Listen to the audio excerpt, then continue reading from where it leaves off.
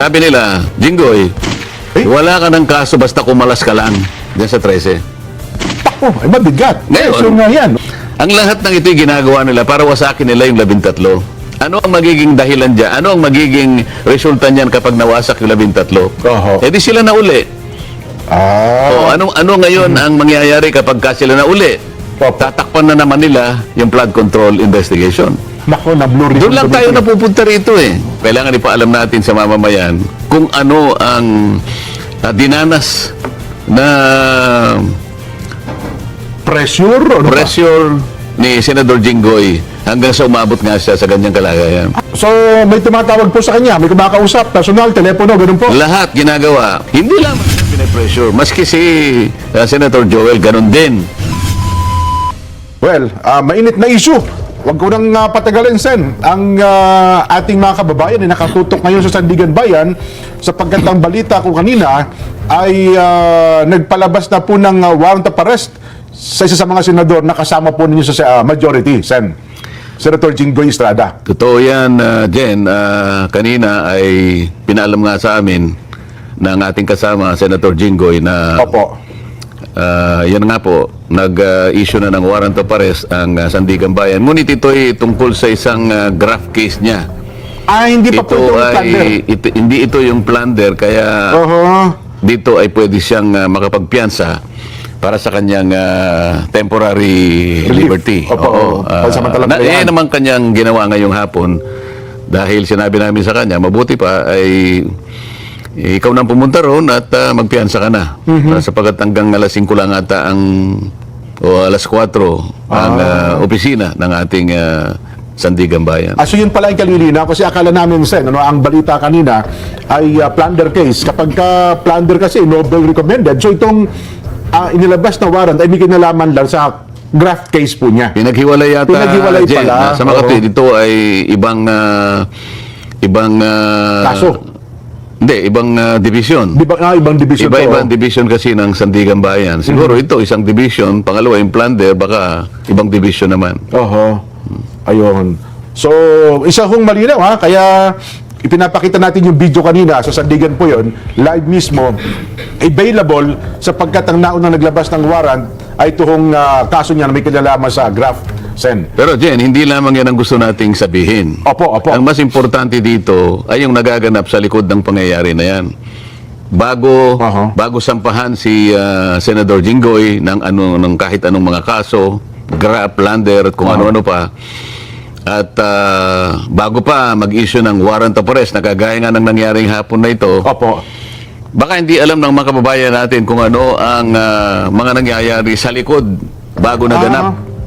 Ang natatandaan ko dyan, Sen, ako, nung nagkaroon po ng botohan kayo sa Senado at nakuha ng grupo po ninyong majority, doon, nung bandang hapon na yon, Sen, ay doon bigla naglabasan ng mga kaso nitong Senador Jinggoy Estrada na ang sabi niya ay maglalabas daw po ng warrant of arrest na kinalaman sa kanyang plunder case nung kayo po na ang majority. Kasama Ganun niyo na. po sa majority. Napansin nyo rin yata Yes yun. po. Marami na Hindi kapunan, lamang Sen. si Senador Jinggoy, si Senador Joel, ganun din. Opo. At ngayon, mababasa mo, mukhang nasa preliminary investigation stage na yung kay Senador Cheese. Ayan, At opo. maging ako naman, alam na ninyo, di ba? Ay, opo, ho. Pero pag-usapan muna natin yung kay Senador Jinggoy. Meron mo bang Kaya mga- ako sinasabi na baka hindi alam, kailangan ipaalam natin sa mamamayan kung ano ang dinanas na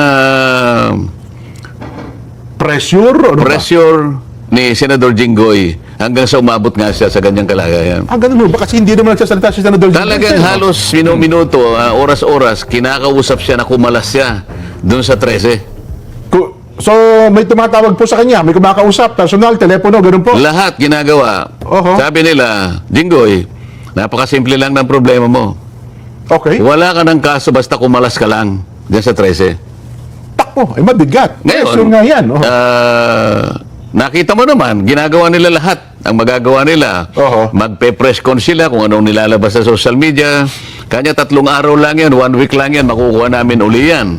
Opo. Di ba? Oho. Hindi lamang siya pinipressure. Maski si Senator Joel, ganun din. Nako. Ako naman kasi, hindi na nila ako ma-pressure siguro. Ay, kinasuhan nga ako, nag-imbento sila ng kasong plunder maski sa akin. So, dapat mapansin ninyo, ang lahat ng ito'y ginagawa nila para wasakin nila yung 13. Ano ang magiging dahilan dyan? Ano ang magiging resulta niyan kapag nawasak yung 13? Oho. Eh di sila na uli. Ah. Ano ngayon ang mangyayari kapag sila na uli? Opo. Tatakpan na naman nila yung flood control investigation. Nako, na Blue Ribbon Doon lang tayo Committee. napupunta rito eh. Oho. Doon lang tayo napupunta rito. So, ang luduban ng lahat ng ito, Sen, no?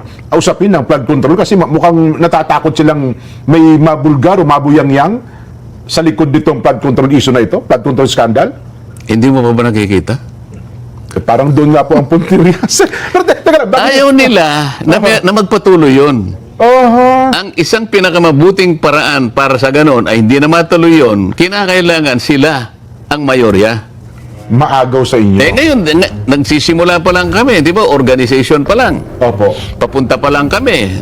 Palagay ko sa Lunes, baka mag-announce na si SP Alan. Opo.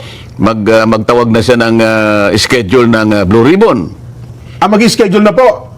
O, baka Lunes mag-schedule siya. Ayan, naku. Kasi Sige. alam mo, kinakailangan niya mag-schedule kasi hindi naman kagad nagagawa yun dahil Oho. kinakailangan naming masatisfy yung notice. 3 araw ang notice kasi, Jen, Tama po. bago makapagpatawag. So, alimbawa, gusto niyang magpatawag ng Webes o ng dapat Biyernes. Monday pa lang. Monday, ilabas yung notice. ilabas na yung mga notices. Kung At sino-sino. pagkatapos, ino-notify lahat yung inaakala niya na dapat ay maimbita at sila ngayon ang humarap sa pagkakataong ito sa pagpapatuloy ng investigasyon. Oho.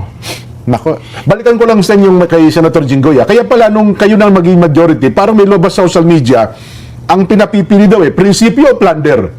Ay, Totoo mukhang yun. nanindigan sa prinsipyo ata si Senator Jinggoy. Totoo yun. Alam mo, kaya ito gusto ko sabihin, hindi naman dahil sa kaibigan ko siya. Ano? Opo. Nakita ko rin naman yung pressure na ina-apply sa kanya. Kahit sino siguro, tao ka lang naman eh. Di ba? Oho. Lalong-lalo na kung alam mong wala ka namang kasalanan at plunder ka agad ang Ikakaso sa kanya. ikakaso sa'yo. Alam mo naman, kahit ano pang pangangatwiran mo sa ilalim ng kanilang pagpo-prosecute na ito, wala kang kalaban-laban eh.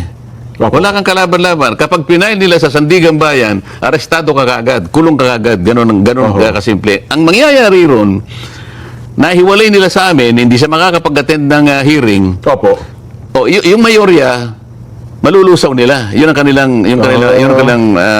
yun ang kanilang pinupuntahan. Ngayon, pag-isipan po ninyo kayong mga kababayang nakikinig. Talaga bang interesado sila na i-prosecute si Senador Jinggoy? O interesado lang silang maibalik yung mayorya sa kanila? Kasi kung talagang may kasalanan yung tao, ba't kinakailangan mong gipitin? Ba't kinakailangan siyang umalis? Oho. At sasabihin mo sa kanya, para hindi ka na mahirapan. Ikaw naman, ilang beses ka na namin kinukumbinsi. Kung malas ka lang sa kanila, wala ka ng kaso. So ano ba talagang gusto nila? Ang tindi pa lang. Gusto ba nilang malinis talaga kung may katiwalian sa nagaganap sa ating bansa? O kailangan nilang sila yung maging mayorya para pagtakpan ang isang bagay na kinatatakutan nila mula't mula pa? Ito dapat yung pagtukoy, malaman na ng taong bayan kung sino-sino. May idea na tayo, formality na lang ito eh. Opo. Anong dahilan dyan? Bakit pati ako'y kinasuhan ng plunder? Ako na lang kasi ang nagsasabi na ipagpatuloy natin ito. Oho. Wala nang iba. Ito yung kinatatakutan nila. Ngayon, kapag ka ito'y nagpatuloy at Opo. natukoy natin sila, yan ang gusto nilang hadlangan. Oho. Yun ang gusto nilang matakpan. Nakita mo naman, nung sila ang mayorya, Opo. nakita mo ba naman, 9 na buwang singkad. Totoo. Ay Wala. kinuha niya yung Blue Ribbon Committee kung ano-anong katwiran ng ginagawa, kung ano-anong kadahilanan ng sinasabi, kesyo ganito ang gagawin, kesyo pumirma muna kayo bago ipagpatuloy. Anong klaseng pagmamatuwid yun? Oho. Sa loob ng 9 na buwang singkad din, hindi siya nag-imbestiga, hindi siya nagpatawag. Napakaraming tao ang nagbo-volunteer. Natawagin niyo po kami. At gusto po namin mag-testify dyan sa Blue Ribbon Committee para makatulong po kami sa inyo. Ayaw nilang gawin yun. Oho. So, ito lamang ang dahilan. Pagtatakip. At ang pinakamabisang paraan para matakpan yan, kung hindi man gusto nilang patayin kaagad yan ang issue na yan, sila na naman ang mayorya. Oho.